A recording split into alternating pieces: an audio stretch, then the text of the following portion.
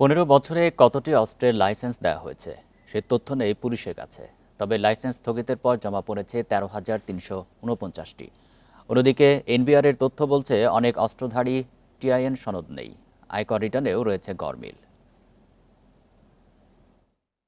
নারায়ণগঞ্জে আওয়ামী লীগের সাবেক সংসদ সদস্য শামীম ওসমান দাপুটে এর রাজনীতিক ও তার পরিবারের সদস্যদের নামে লাইসেন্স করা অস্ত্র 8টি, জমা হয়নি এর একটিও। অনুসন্ধান বলছে অস্ত্র জমা না দেয়া এমন একাধিক এমপি মন্ত্রীর নাম আছে তালিকায়। এ পর্যন্ত 13,349টি আগ্নেয়াস্ত্র হাতে পেয়েছে পুলিশ সদর দপ্তর। তবে গত 15 বছর কী পরিমাণ লাইসেন্স দেয়া হয়েছে তাদের কাছে নেই সেই তথ্য। তবে নির্ধারিত সময়ে জমা না দেওয়া অবৈধ অস্ত্র, থানা ফাঁড়ি থেকে লুট হওয়া অস্ত্র উদ্ধার ও অস্ত্রধারীদের গ্রেপ্তারে যৌথ বাহিনীর অভিযান চলছে বলে জানিয়েছে পুলিশ।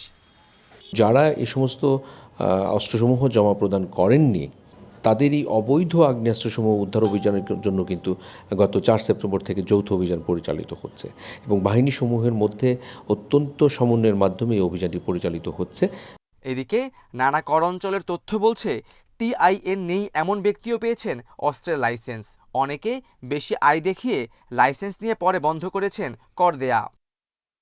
অপরাধ বিশ্লেষকরা বলছেন অস্ত্রের বিষয়টি সংবেদনশীল, তাই যাচাই বাছাই ছাড়া কেউ লাইসেন্স পেলে দায় এড়াতে পারে না সংশ্লিষ্ট কর্তৃপক্ষ।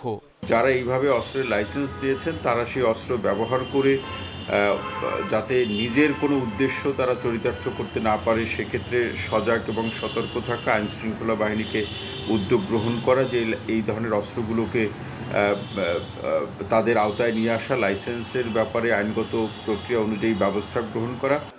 বর্তমান পরিস্থিতিতে যত দ্রুত সম্ভব অবৈধ অস্ত্র উদ্ধার জরুরি বলে মনে করেন বিশ্লেষকরা। Khaled Raihan, independent news, Dhaka.